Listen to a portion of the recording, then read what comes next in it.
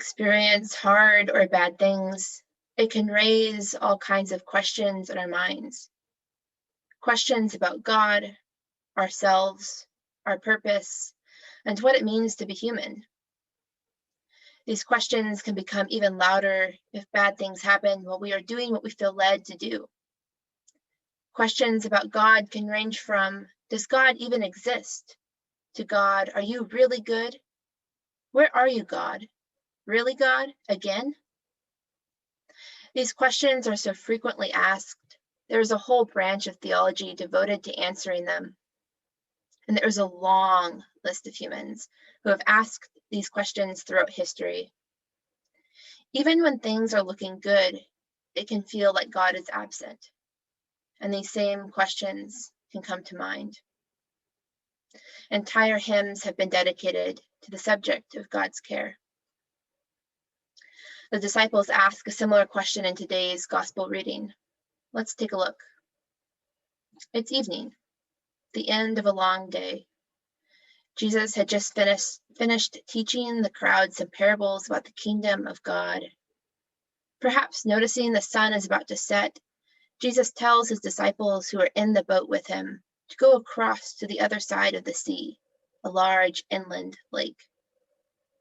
This crossing is important because it marks a turn in Jesus' ministry from the Jews who lived on one side of the lake to the Gentiles who lived on the other.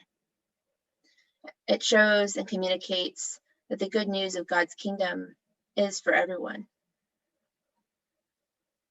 Exhausted from the long day of teaching, Jesus napped on the cushion in the stern of the boat. I love that detail. It's the cushion, not a cushion.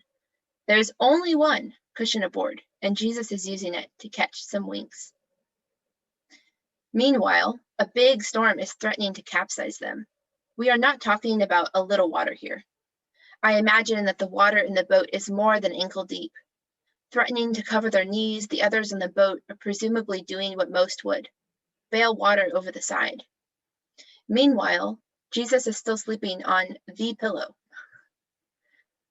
The storm eventually became so bad, those on the boat were moved to wake Jesus up, fearing for their lives. They speak directly, calling him teacher, but curiously not master or Lord as one might expect.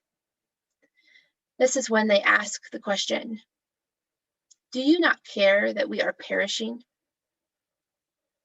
At first glance, this question may seem to be about their situation, the waves that threaten to take their lives.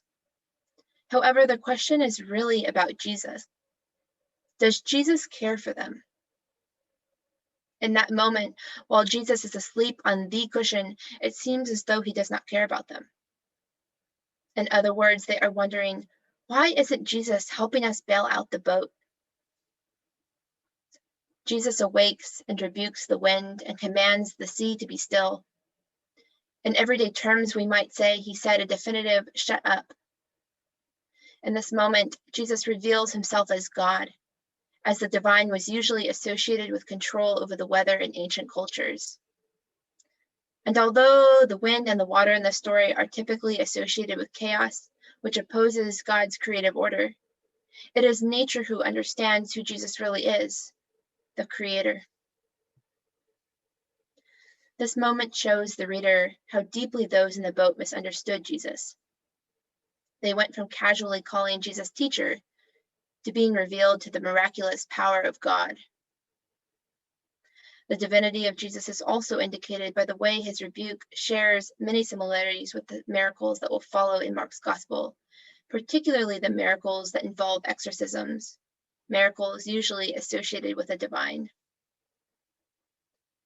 Jesus then asks the disciples why they were so afraid, why they had so little faith, and their terror only increases because now they realize that what they had heard is true. Jesus is God. The disciples had not believed Jesus when he said, "Let us go to the other side," commanding it as though it were sure to happen. They had not believed what Jesus taught about the kingdom of God. They had forgotten the big picture. And while this is important to note, let's not be too hard on the disciples. For just as it's hard to read the label from inside of a jar, it's hard to see the calm in the middle of a storm. Let us instead ask, what are our boats and storms? In many Episcopal churches, the main worship space is called the nave. This comes from a Latin word meaning ship. As a church, we are on a boat doing what God has told us to do, just like the disciples were.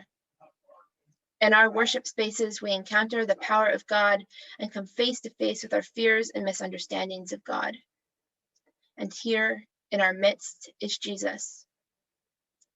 On the boat with the disciples, Jesus was able to sleep in peace during the storm because his full trust was in the Father. On our boat, when we are blindsided by storms of life, whether individually or communally, we are invited to mimic Jesus by stepping into our full humanity and entrusting everything to God, including our sense of security. Just as Jesus' not bailing out the boat didn't mean he didn't care for the disciples on it.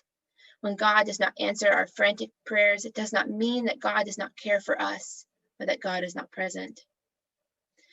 Jesus' response on the sea demonstrates that God is not just interested in temporarily bailing us out of our crisis, but in showing up in such a way that we know the power of God to carry us through the storm.